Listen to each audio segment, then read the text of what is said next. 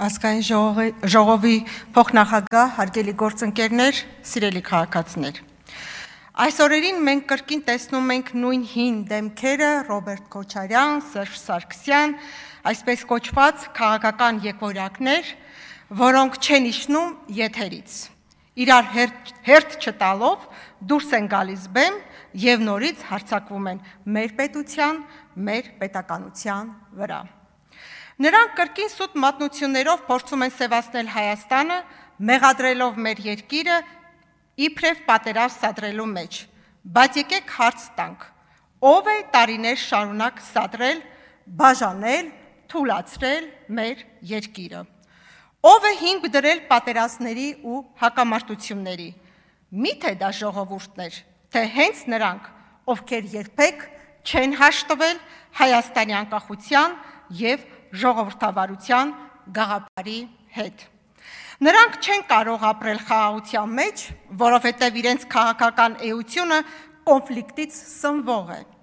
Եթե չկա բախում, իրենք պարզապես գոյություն չեն ունենա։ Եթե չկա հակամարտություն, իրենք կորցնում են իրենց դերը։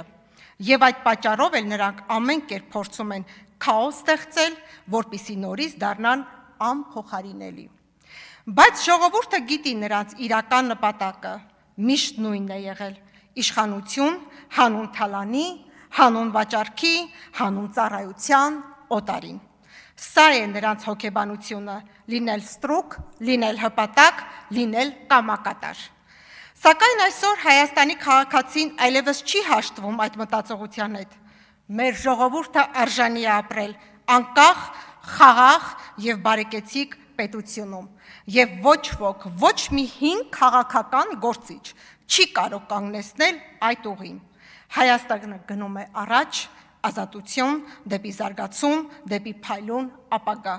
եւ ոչ մի սուտ մատնություն, ոչ մի ստրկական մտածողություն չի կարող մեզ վերադարձնել անցյալի խավարին, փառք անկախ Հայաստանին։ Չմոռանաք հավանել տեսանյութը եւ բաժանորդագրվել Civic AM-ի YouTube-յան էջին։